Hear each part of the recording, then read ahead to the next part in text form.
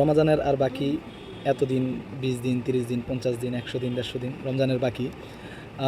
এই পোস্টটি, এই খবরটি, সংবাদটি যদি অন্য কাউকে জানিয়ে দেন তাহলে আপনার জন্য জাহান্নামের আগুন হারাম হয়ে যাবে, আলিয়াজুবিল্লাহ। এবং নিচে কোনো রেফারেন্সও নাই কোন কিতাব থেকে এসেছে। একজন মানুষের কমন সেন্স থেকে বোঝা উচিত যে একটি কথা, দিন ধর্মের ব্যাপারে একটি কথা আমি বলছি, এটা আসলে কোথা থেকে আমি বর্ণনা করছি। মানুষ কতটা দিন সম্পর্কে অজ্ঞ হতে পারে যে দিন ইসলাম সম্পর্কে সে একটি কথা বলছে, অথচ সেই কথাটির সোর্সকে এটা তার জানার কোনো প্রয়োজন বোধ করছে না।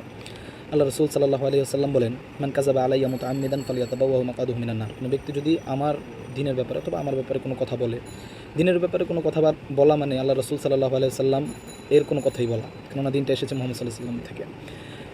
কেউ যদি আল্লাহ রসুল সাল্লাল্লাহু আলাইহি ওয়াসাল্লামের নামে দিনের ব্যাপারে কোনো কথা বলে আর সেটি যদি আল্লাহ রসুল সাল্লাল্লাহু আলাইহি ওয়াসাল্লামের না হয়, তাহলে তার থাকার জায়গা জাহান্নাম।